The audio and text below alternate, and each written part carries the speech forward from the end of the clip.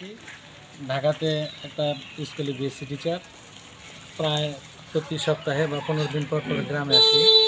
এই যে আমাদের যে চলাচলের যে মসজিদের যে রাস্তাটা, এটা 1 বছর হয়েছে মাত্র করছে, কিন্তু রাস্তাটা মসজিদে যাওয়ার প্রতি 2-3 জায়গায় গাঁথা খন্ড হয়ে গেছে। বৃষ্টি হইলে পানি বাড়ে। এখন দুই সাইডের কোনো সাইডেই ড্রেন নাই, পানি নিষ্কাশনের কোনো ব্যবস্থা নাই। কর্তৃপক্ষের কাছে সুদৃষ্টি রাখছি, মুসল্লিদের কথা চিন্তা করে, গ্রামের কথা চিন্তা করে। এটাতে বিভিন্ন গাড়ি চলাচল করে, বাচ্চারা স্কুলে যাইতে সমস্যা হয়, ছাত্রদের স্কুলে যাইতেও সমস্যা হয়। এটা প্রতিকারের জন্য আপনাদের এই যে রাস্তায় দেখলাম দুই পাশে বাড়ি নির্মাণ করা হয়েছে, আসলে যথোচিতভাবে তারা কোনো পানি নিষ্কাশনের ব্যবস্থা রেখে বাড়ি করে না এরকম?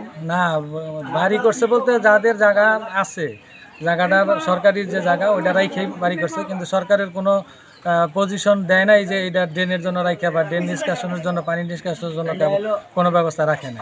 এটি আসলে কষ্টের কারণ হয়ে দাঁড়াইছে। ঠিক আছে, ধন্যবাদ। Thank you. ধন্যবাদ দেশ রূপান্তর চ্যানেল নিউজকে, যে আমাদের এই দুর্ভোগটা তারা প্রশাসনের কাছে তুলে ধরতেছেন। আমি এই গ্রামেরই বাসিন্দা, আমরা খুবই দুর্ভোগে আছি এই রাস্তার মাঝখানে। গ্রামের নামটা কি? আমাদের গ্রামের নাম চকখিলদা, 5 নং বাংরা ইউনিয়নেরই একটি 2 নং ওয়ার্ডের একটি গ্রাম। আমাদের রাস্তা দিয়ে সারাদিনই অনেক গাড়ি যাতায়াত করে এবং বড় বড় গাড়িগুলোও যাতায়াত করে।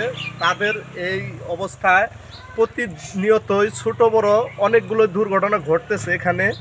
শুধু তাই নয়, এখানে আমাদের গ্রামেরই অনেক মুসল্লিদেরও মসজিদে যেতে সমস্যা হচ্ছে। তারা উঁচু করে আসতেছে, কিন্তু এই রাস্তায় এমন একটি অবস্থা যে সাইড দিয়ে যাওয়ার মতো কোনো প্রসেস নেই।